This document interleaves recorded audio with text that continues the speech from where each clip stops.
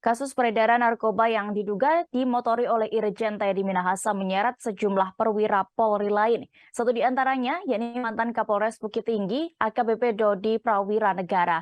Kini ia dan dua saksi kunci kasus itu pun meminta perlindungan Lembaga Perlindungan Saksi dan Korban atau LPSK.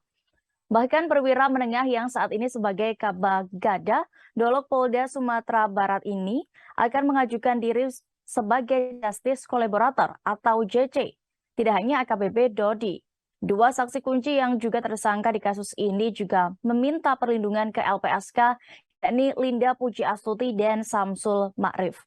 Kuasa hukum AKBP Dodi, Adriel Viari Purbadimbe, saat ditemui di Polda Metro Jaya Jakarta mengatakan pihaknya akan mengirimkan surat ke LPSK pada Senin 24 Oktober 2022 besok.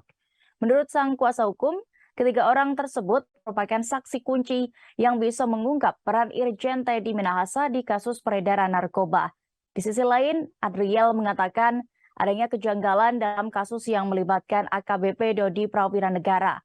Pasalnya saat itu kliennya sudah tidak lagi menjabat sebagai Kapolres Bukit Tinggi, melainkan sebagai anggota logistik Polda Sumatera Barat, namun tetap diperintah untuk menjebak tersangka Linda. Adriel juga mempertanyakan soal uang 20 miliar rupiah yang dikeluarkan oleh Teddy lantaran informasi palsu dari tersangka Linda. Menurut kuasa hukumnya, AKBP Dodi mengaku menyisikan sabu hasil sitaan Polres Bukit Tinggi karena berada dalam tekanan. Sabu itu yang kemudian diduga dijual. Desakan pemimpinnya saat itu, yakni Teddy Minahasa selaku mantan Kapolda Sumatera Barat.